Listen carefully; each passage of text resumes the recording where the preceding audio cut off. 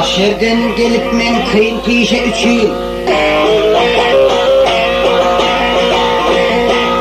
Ey uluktan gelmişim kıyın pişe üçün. Bu kerimden el götürdüm men hatam. Bir günah eyledim günahımı geçin. Ruhak versem ayrılıp kaydar men hatam.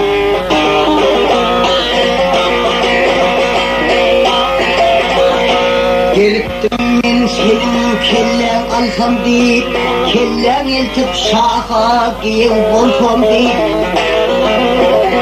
bu işlere derzalını kalsam deyip, derim özmeli gidemen hata.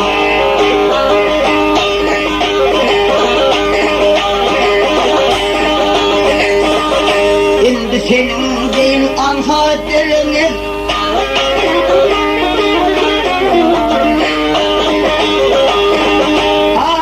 senin beyin sahip göremez, seni öldüremez ölüp baynamaz.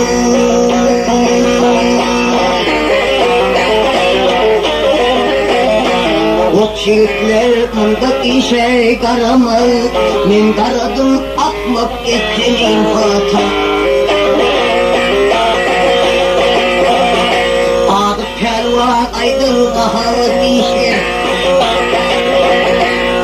Kervan aydır dalı dişler, yolundaki duvar bulsun bu başlar.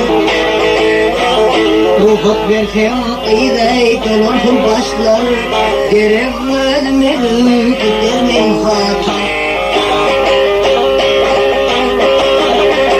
Ey ruhak versem iğday dolunsun başlar,